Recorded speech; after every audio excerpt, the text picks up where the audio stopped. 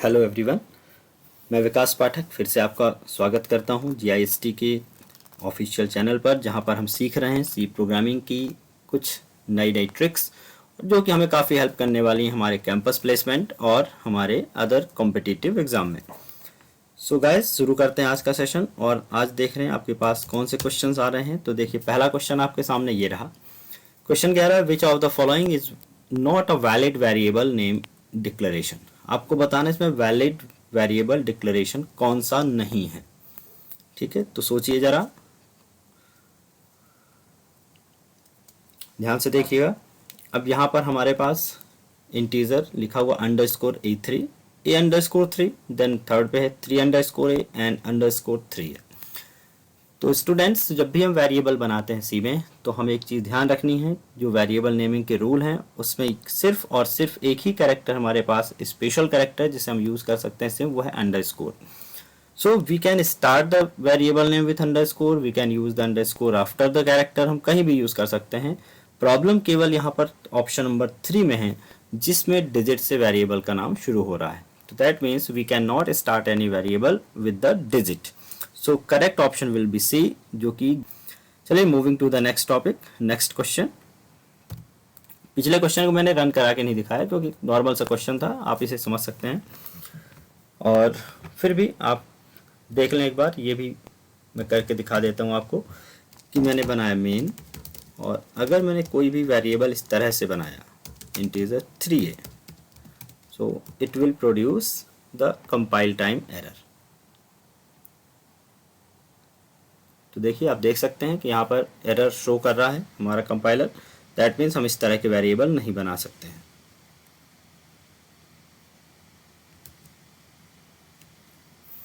तो next question is, अगला question देखिए। क्वेश्चन कह रहा है what is the output of following C code. ध्यान से देख लीजिए प्रोग्राम को। प्रिंटफ हेलो वर्ल्ड /d और /n किया हुआ है और मैंने x को प्रिंट किया हुआ है। तो ध्यान से देखिए इस कोड को और सोचिए कि इसका आउटपुट क्या आने वाला है। 4 ऑप्शन आपके सामने दिया हुआ है।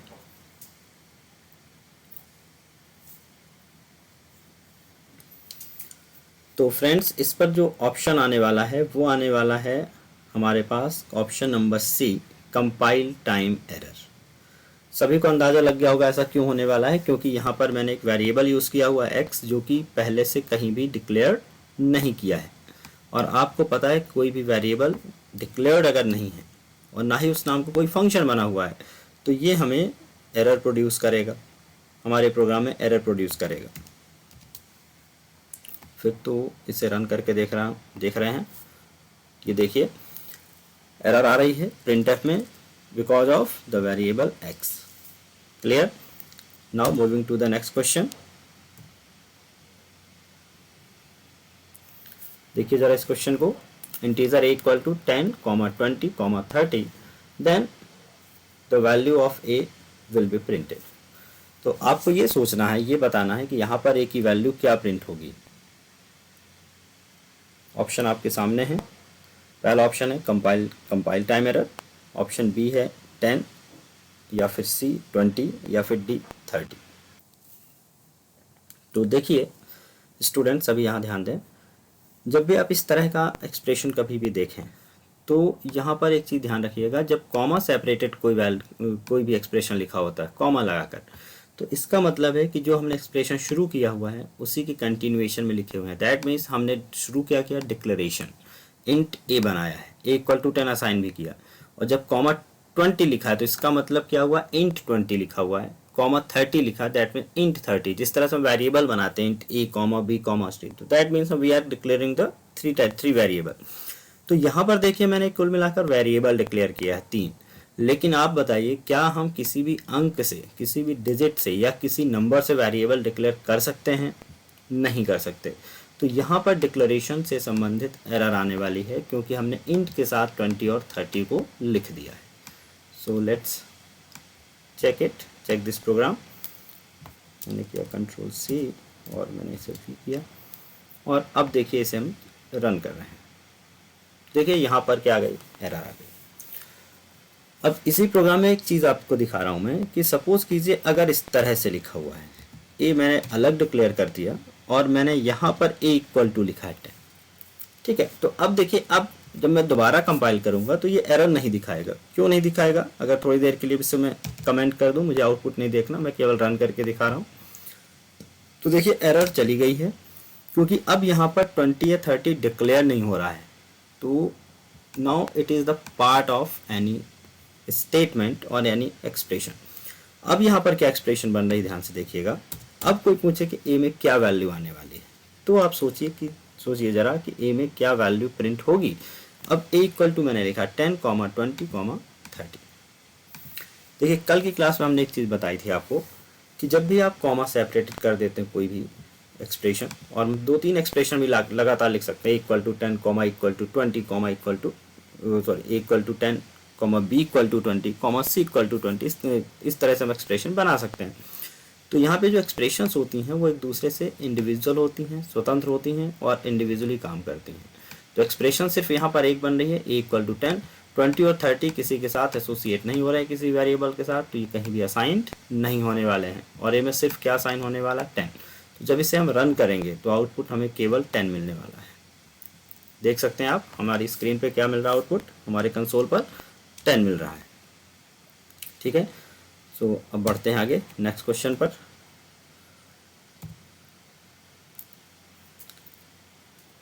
ये देखिए इस बार थोड़ा सा क्वेश्चन चेंज किया हुआ है, उसी वाले क्वेश्चन को इस तरह से लिखा ब्रैकेट लगाकर। अब आपको सोचना है कि इसका आउटपुट क्या आने वाला है।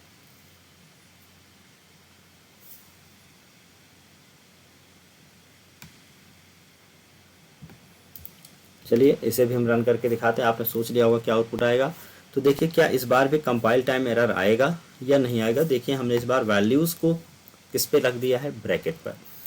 और ये पैरेंथेसिस का अपना स्पेशल मीनिंग होता है, ये आप सभी जानते हैं। कई बार इनका उपयोग किसी भी प्रायोरिटी को सेट करने के लिए किया जाता है, कहीं पर इनका उपयोग फंक्शन के साथ किया जाता है। तो देखिए मुझे ऐसा लग रहा है कि यहाँ पर जो एरर है वो तो नहीं आएगी। तो पहले तो हम एरर को चेक कर लेते हैं कि क्या कोई एरर आ रही है क्या। तो देखिए मैंने इसको किया और इस लाइन को कमेंट करके हम चेक कर रहे हैं क्या कोई एरर आ रही है।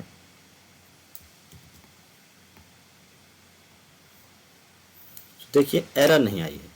अब आपको अंदाज़ा लगाना है कि आउटपुट क्या आने वाला है, 10 या 20 या 30। सो फ्रेंड्स यहाँ पर एक चीज़ देखिएगा कि इस बार a इक्वल टू 10 ये एक्सप्रेशन नहीं बन रही है।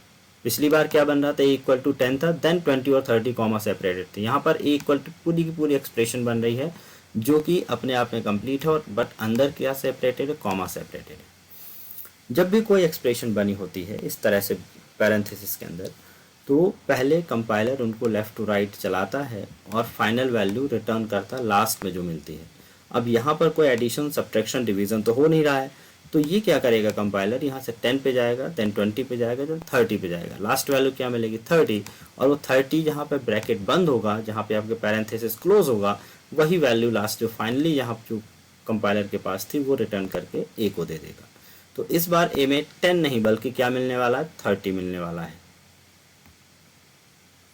देखा आपने क्या मिल रहा है, 30। तो ये दो कॉन्सेप्ट आपको याद रखने हैं अगर असाइनमेंट किया हुआ है कॉमा लगाकर। तो अगर पैरेंथेसिस के बिना किया गया है असाइनमेंट, तो first value will be assign to variable, और अगर हमने मल्टीपल वैल्यू को रख दिया है पैरेंथेसिस में, then last value will be assign to variable. Now moving to the next question. अगला क्वेश्चन आपके सामने ये रहा। क्वेश्चन क्या पूछ रहा है, दो वेरिएबल बनाए हुए हैं, this is variable name equal to 12, फिर मैंने इंट बनाया this is variable name equal to 14, फिर प्रिंट किया हुआ है दिस इज वेरिएबल नेम। जरा ध्यान से देखिएगा क्वेश्चन को और फिर आप बताएं, सोचिए कि इसका आउटपुट क्या मिल सकता है हमें।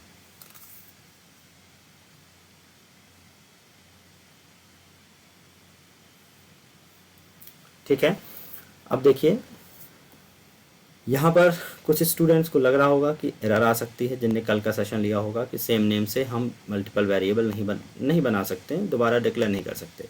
बट ज़रा गौर से देखिएगा, यहाँ पर दिस इज़ वेरिएबल नेम लिखा है और दिस इज़ वेरिएबल नेम, कहीं ना कहीं में केस का अंतर है। जहाँ पे देखिए यहाँ पे कैपिटल N है और यहाँ पर नेम में N छोटा हो गया। In C all the variables are case sensitive, हम एक ही नाम के मल्टीपल वेरिएबल बना सकते हैं अगर उनकी केस डिफरेंट है। दैट मीन्स उनमें यूज होने वाले जो लेटर हैं वो कैपिटल, स्मॉल या एक भी कैरेक्टर डिफरेंस होता है तो वेरिएबल क्या हो जाते हैं, यूनिकली आइडेंटिफायर बन जाते हैं वो। That means they are declared as individual variable अगर एक भी कैरेक्टर का डिफरेंस है। तो भाई यहाँ दोनों वेरिएबल नेम सही हैं। कुल मिलाकर यहाँ दो वेरिएबल बने हैं, एक में 12 स्टोर, एक में 14। अब मुझे देखना हमने प्रिंट किसको किया। ये देखिए प्रिंट किया है लोअर केस वाले को, जिसमें नेम का एन छोटा है, लोअर केस में लिखा हुआ है। तो कौन सी वैल्यू प्रिंट होने वाली हमारे इस कंसोल पर, 14 प्रिंट होने वाली है। तो right answer will be option number B, 14। So let's check it.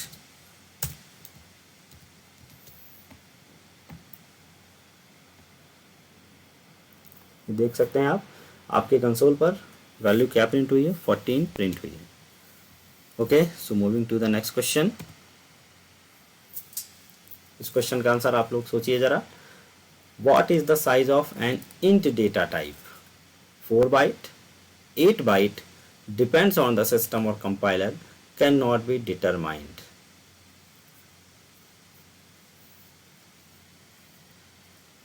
तो स्टूडेंट्स, इसका जो सही आंसर आने वाला है वह है option number C, depends on the system और कंपाइलर।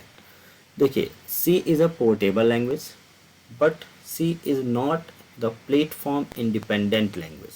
दैट मीन्स हम सी को अलग अलग सिस्टम पर चला तो सकते हैं, लेकिन सी का जो स्ट्रक्चर है, डेटा की जो कैपेसिटी है, डेटा टाइप्स की जो रेंज है, वो डिपेंड करता है आपके ऑपरेटिंग सिस्टम पर।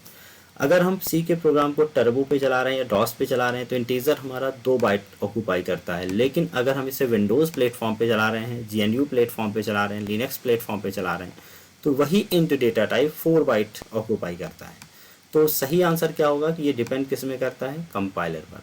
चलिए मैं आपको एग्जाम्पल से समझा सकता हूँ। अगर आपने थ्योरी पढ़ी होगी तो आपने एक चीज़ सुना होगा कि सी में इंटीजर 2 बाइट का होता है, लेकिन वो किस पे, टर्बो पे। मैंने इंटीजर ए ले लिया है और मैंने सिंपल प्रिंटफ किया है %d, और एक स्पेशल हमारे पास ऑपरेटर होता है साइज ऑफ ए निकाला। तो यहाँ पर ए का जो साइज है वो 4 प्रिंट होने वाला है। ठीक है, यहाँ पे क्या प्रिंट हो रहा है, 4। और अगर यही चीज़ आप टर्बो पे चलाएंगे, अभी मेरे सिस्टम पर टर्बो नहीं डला हुआ है, नहीं तो मैं अभी आपको रन करके दिखाता। तो यही प्रोग्राम वहाँ पर टर्बो कंपाइलर पर 2 प्रिंट करेगा। तो इसका मतलब है कि ये जो सी के जो डेटा टाइप्स हैं ये वैरी करते हैं OS to OS, that means operating system to operating system. चलिए moving to the next question. अगला क्वेश्चन आपके सामने आ रहा है। एक फिर से एक प्रोग्राम दिया हुआ है, साइंड कैरेक्टर CHR। देखिए first one is data type and जो दूसरा लिखा हुआ है CHR वो क्या है, वेरिएबल का नाम, और उससे पहले एक मॉडिफायर लगा हुआ है यहाँ पर। देखिए सी में 2 प्रकार के मॉडिफायर हम लिखते हैं साइन को लेकर, signed and unsigned. By default अगर मैं साइन नहीं भी लगाता हूँ तो भी सारे जो वेरिएबल्स और सारी जो डेटा टाइप्स होते हैं वो किस तरह के होते हैं, साइंड होते हैं। साइंड यहाँ पर एक कॉन्सेप्ट ये आता है कि भाई साइंड कैरेक्टर के साथ क्यों लगाया, कैरेक्टर तो A to Z के लिए है। लेकिन स्टूडेंट्स जब भी आप सी पढ़ते हैं तो एक चीज़ ध्यान रखेंगे, सी में character data type is a part of integer data type या part of numeric data type, क्योंकि कैरेक्टर इंटरनली आस्की कोड पे काम करता है यहाँ पर। तो आस्की कोड की जो रेंज होती है वो डिपेंड करती है आपके पॉजिटिव और साइंड और अनसाइंड पर। अगर आप बात करते हैं, अगर हमारे पास कोई साइंड वैल्यू है तो इसकी रेंज होती है -128 से पॉजिटिव का 127 तक, और अगर हम अनसाइंड लगा देते हैं तो यही रेंज शुरू होती है 0 से लेकर 255 तक हो जाती है। तो अब यहाँ पे देखना है आपको कि इसका सही आंसर क्या आने वाला है। तो यहाँ ध्यान दीजिएगा, कैरेक्टर में मैंने क्या साइन किया हुआ है, 128, जबकि अभी हमने क्या कहा, अगर साइंड है तो उसकी पॉजिटिव रेंज कहाँ तक होगी, -128 से पॉजिटिव के 127 तक। अब यहाँ पर जैसे इस रेंज से बाहर कोई वैल्यू जाती है, 127 से ज़्यादा मैंने दे दिया 128, तो ऑटोमेटिकली जो वैल्यू है सर्कुलर ऑर्डर में घूम जाएगी और नेगेटिव की लास्ट रेंज पे पहुँच जाएगी। तो दैट मीन्स 127 के बाद वापस शुरू होगा -128, देन -127, -126, इस तरह से घूमते हुए राउंडिंग करते हुए वैल्यू कहाँ तक आएगी 0 पर। 0 पे आने के बाद वापस वैल्यू शुरू हो जाएगी 1 पर।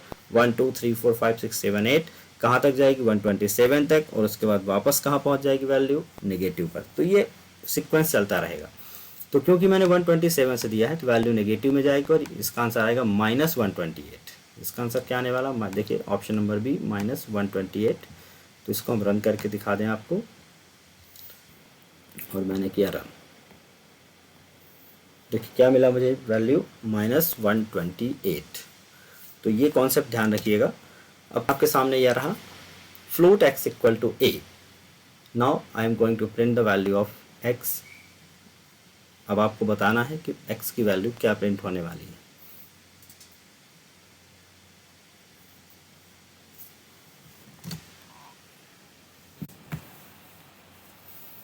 ठीक है बच्चों, अब आप देखिए ज़रा, यहाँ पर मैंने फ्लोट x लिया हुआ है, x इक्वल टू लिया है a। अब यहाँ पर a कैरेक्टर है, बट मैंने x को क्या लिया हुआ, float, that mean numeric data type है। और c के केस में अगर हम किसी कैरेक्टर को न्यूमेरिक डेटा में ले जाते हैं, न्यूमेरिक वेरिएबल में ले जाते हैं, तो इंटरनली उसकी आस्की असाइन हो जाती है। तो स्मॉल ए है, इसकी जो भी आस्की होगी वो असाइंड हो जाएगी किसमें, ए में, और स्मॉल ए की आस्की होती 97। तो 97 आ गया x में, बट क्योंकि ये फ्लोट है तो एडिशनली क्या लगाएगा, पॉइंट। तो पॉइंट में 6 टाइम्स 0 ऐड करेगा।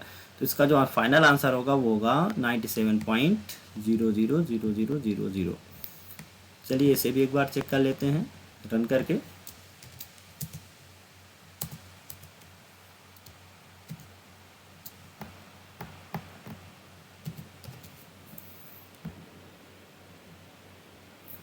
एक मिनट, इसको बिल्ट एंड रन करना होगा। तो देखिए 97.0000 एंड 00। क्लियर है। Moving to the next question. इस क्वेश्चन को ध्यान से देखिए और फिर इसका आंसर एज्यूम कीजिए।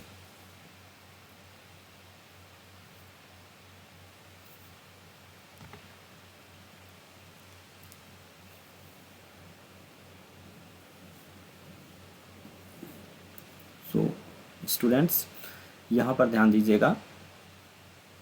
प्रिंटफ मैंने पहला मैसेज प्रिंट किया, सी प्रोग्रामिंग एंड %s। जब भी आप %s यूज़ करेंगे that means it will print the string value in place of %s। यहाँ पर स्ट्रिंग वैल्यू आएगी और वो वैल्यू कौन सी होगी, जो इस कॉमा के बाद लिखी गई होगी। तो देखिए सी प्रोग्रामिंग तो आएगा ही, इसके बाद %s लिखा है, दैट मीन्स अगली वाली जो वैल्यू स्ट्रिंग होगी वो प्रिंट होगी। और अगली वैल्यू क्या लिखी है मैंने, classes by /n %s gist techno solutions, और देन अलग से भी एक वैल्यू लिखी हुई है वाव। अब यहाँ ध्यान दीजिएगा, जो सेकंड वैल्यू यहाँ भी %s लिखा हुआ है। तो यहाँ पर एक कन्फ्यूजन ये हो सकती है कि क्या ये वाला %s भी नेक्स्ट स्ट्रिंग से रिप्लेस होगा या नहीं होगा। अगर ये रिप्लेस होगा तो क्लासेस बाई, और यहाँ पे कौन सी वैल्यू आएगी, जो आगे मैंने लिखा वाव। तो क्या मैसेज बन जाएगा, classes by wow gist techno solutions. लेकिन स्टूडेंट्स ध्यान दें, सी में इस तरह का कॉन्सेप्ट नहीं होता है। सी में जब भी आप कोई वैल्यू प्रिंट करते हैं कन्वर्जन स्पेसिफायर कैरेक्टर से, तो वो जो वैल्यूज़ होती हैं या वो जो कैरेक्टर होते हैं %d, %s या जो भी अदर है %i, f और ld, वो सारे के सारे केवल और केवल पहला जो आपका आर्गूमेंट होता है, पहली जो स्ट्रिंग होती है, केवल वहीं पर काम करते हैं। अगली जब आप स्ट्रिंग लिखते हैं तो सब कुछ as a constant, that means एक वैल्यू की तरह उसके पास पास हो जाता है। तो यहाँ पर जो एक्चुअल वैल्यू आने वाली है इस %s की आएगी, और इस %s के लिए ये जो अगली स्ट्रिंग लिखी हुई है ये पूरी की पूरी यहाँ से लेकर यहाँ तक, जिस टेक्नो सॉल्यूशंस तक, सिर्फ एक वैल्यू या एक कांस्टेंट वैल्यू की तरह उठाई जाएगी। जो भी उसमें लिखा हुआ एज इट इज़ प्रिंट हो जाएगा, एज इट इज़ प्रिंट हो जाएगा। और क्योंकि यहाँ पे जो नेक्स्ट स्ट्रिंग लिखी है ये इसकी दूसरी स्ट्रिंग है। पहली स्ट्रिंग क्या हो गई, क्लासेस बाई जिस टेक्नो सॉल्यूशन, दूसरी वैल्यू क्या हो गई, वाव। बट क्या यहाँ पर 2 %s लिखे, नहीं, यहाँ केवल एक %s लिखा है। दैट मीन्स ये केवल इस लिस्ट में से एक वैल्यू को उठाएगा और दूसरी वैल्यू को स्किप कर देगा। तो यहाँ पर जो आंसर आने वाला है, C programming classes by /n, मतलब उसके बाद न्यू लाइन पे चला जाएगा, या %s एज इट इज़ लिखा हुआ आएगा, जिस्ट टेक्नो सॉल्यूशंस। तो सारी की सारी ये वैल्यू प्रिंट हो जाएगी और वाव हमारा छूट जाएगा। तो देखिए इसे हम रन करके दिखा रहे हैं।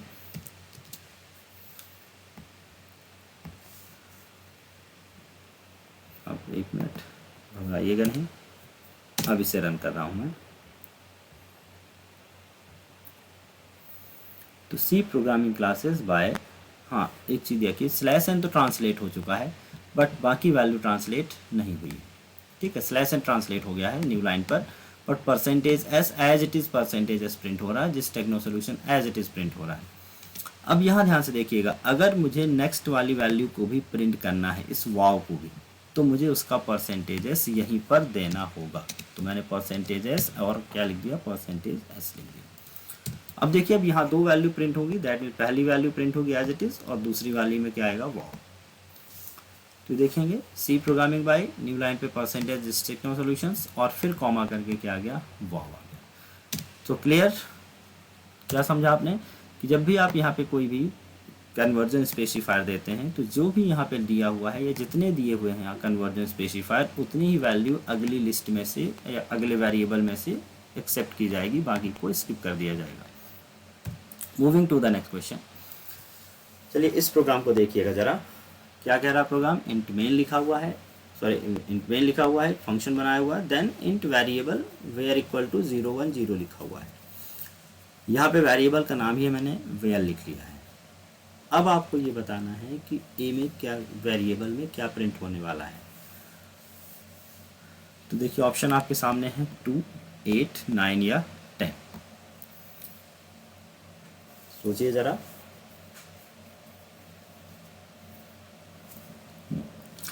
ध्यान दीजिएगा, जब भी किसी भी न्यूमेरिक वैल्यू में 0 लगा दिया जाता है आगे, जब भी किसी न्यूमेरिक वैल्यू में आगे 0 लगा दिया जाता है तो सी के केस में ये वैल्यू ऑक्टल की तरह ट्रीट की जाती है। ठीक है, तो ये मैथ का रूल होता है कि आगे की 0 का कोई मतलब नहीं होता, लेकिन यहाँ पर सी में ऐसा नहीं है। सी में अगर आपने आगे 0 लगा दिया तो इस वैल्यू को 10 नहीं लेगा, बल्कि उसको कोई ऑक्टल की वैल्यू की तरह एक्सेप्ट करेगा। लेकिन जब आप इसे प्रिंट कर रहे हैं तो %d का मतलब यहाँ पर है decimal value, decimal that mean decimal number system में वैल्यू दिखाएगा। सभी ने सुना होगा 4 तरह के number system, binary, octal, decimal और हेक्साडेसिमल। बाइनरी का बेस 2 होता है, ऑक्टल का बेस 8 होता है, डेसिमल का बेस 10 होता है और हेक्साडेसिमल का बेस 16 होता है। तो यहाँ पे डेसिमल वैल्यू आएगी किसकी, 10 की नहीं 10 ऑक्टल की। तो जब आप इसे डेसिमल में बदलेंगे तो इसकी वैल्यू बदल कर क्या होने वाली है, 8 हो जाएगी। ठीक है, कन्वर्ट करके आप देख लीजिएगा, कन्वर्जन तो आपको आता होगा। अब यहाँ पे मैं कन्वर्ट करके नहीं दिखा रहा हूँ, सीधे इसका आंसर हम चेक कर रहे हैं। तो देखिए इसकी वैल्यू क्या आ गई है, 8 आ गई है। चलिए moving to the next question. अगला क्वेश्चन कह रहा है printf gist techno solution /r classes /n। देखिए इस प्रोग्राम में जिस्ट टेक्नो सॉल्यूशन प्रिंट करने के लिए बोला गया है, लेकिन उसके बाद /r लिखकर क्लासेस भी लिखा हुआ है और फिर /n भी लिखा हुआ है। /n का मतलब सभी बच्चे जानते होंगे न्यू लाइन के लिए। यहाँ पर /r का मतलब ये होता है when we print /r the cursor will be moved at the first character of the line.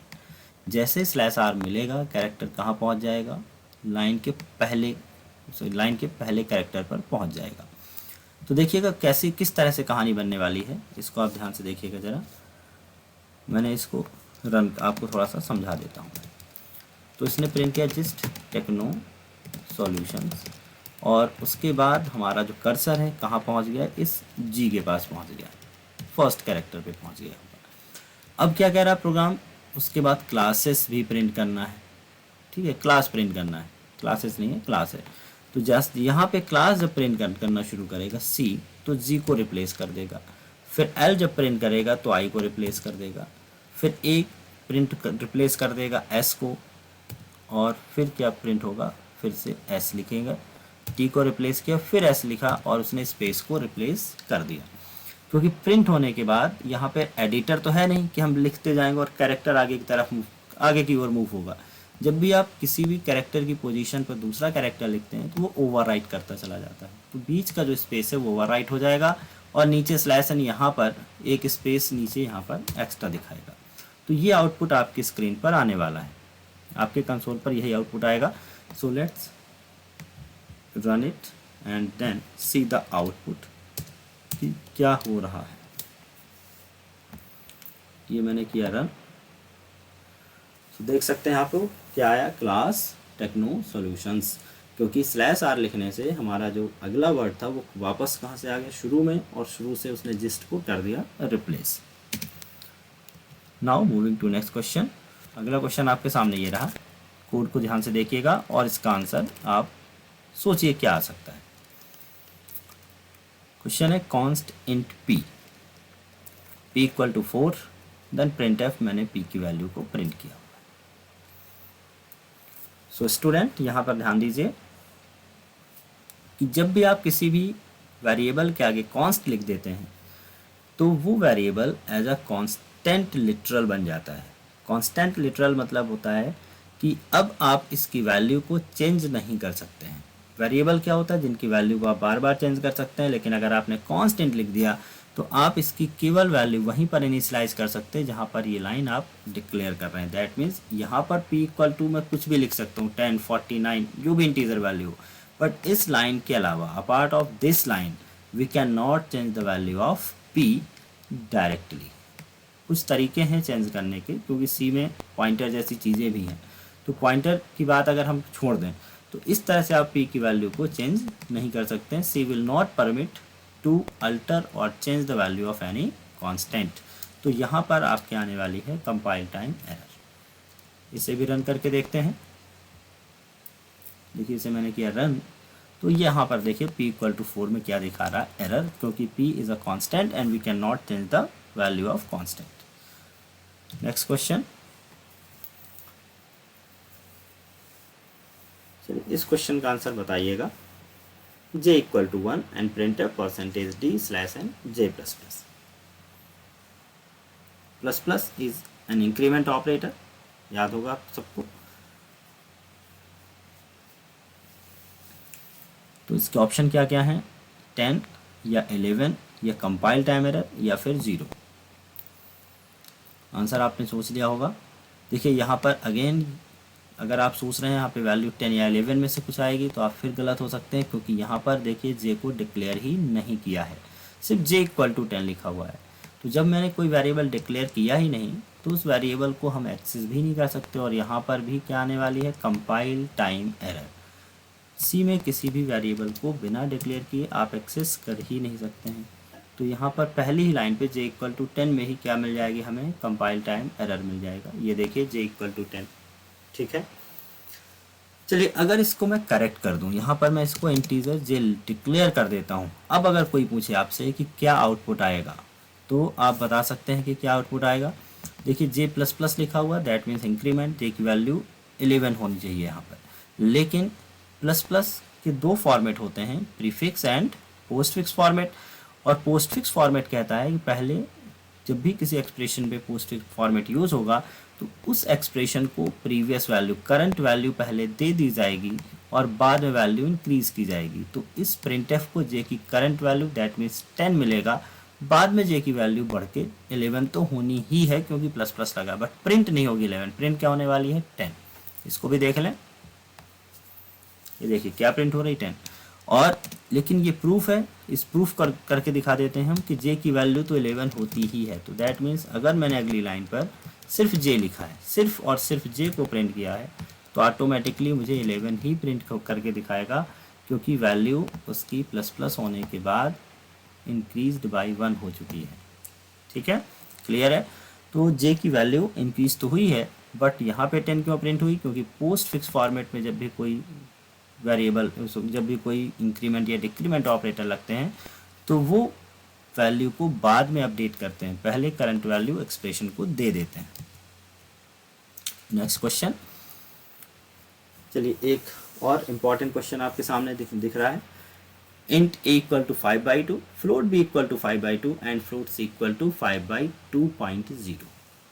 तीनों वैल्यू प्रिंट होनी है, कोई एरर नहीं है प्रोग्राम में, केवल आपको प्रेडिक्ट करना है कि यहाँ पर a, b और c की वैल्यू क्या हो सकती है।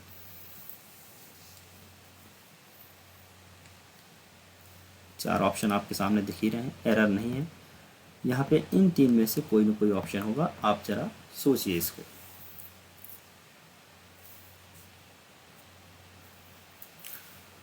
So students, the right answer will be option number C, which is 2। A की वैल्यू क्या आने वाली है 2, B की वैल्यू आने वाली है 2.00000, फ्लोट है 6 करेक्ट 6 डिजिट तक दिखाएगा इसके बाद पॉइंट के बाद, और C की वैल्यू आने वाली है एग्जैक्टली जो सही वैल्यू है 2.50000। ऐसा क्यों?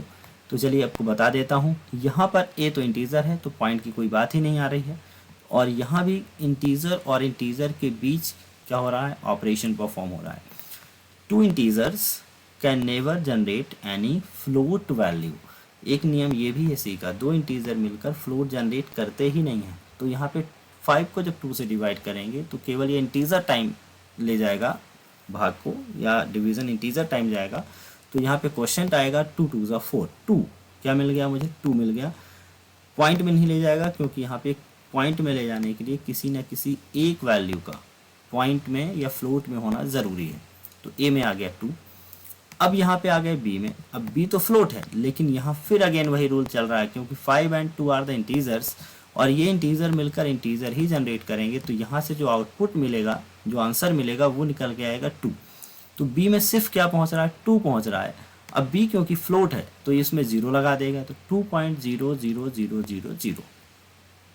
अब आते हैं तीसरे केस में C equal to 5 divided by 2.0। अब देखिए यहाँ एक भी वैल्यू अगर फ्लोट में हो गई तो आंसर किस पे आएगा, फ्लोट में आएगा।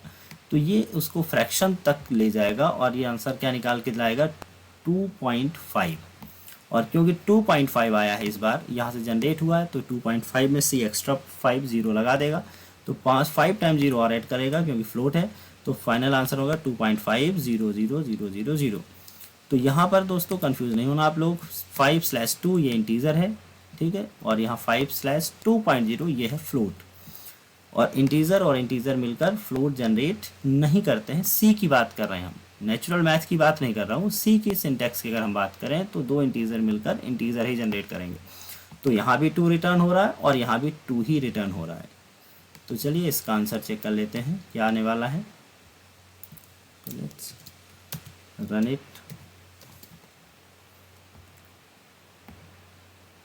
तो देखिए 2 आया, A की वैल्यू 2.00000, B की वैल्यू एंड 2.5000000 किसकी वैल्यू, C की value. Moving to next question.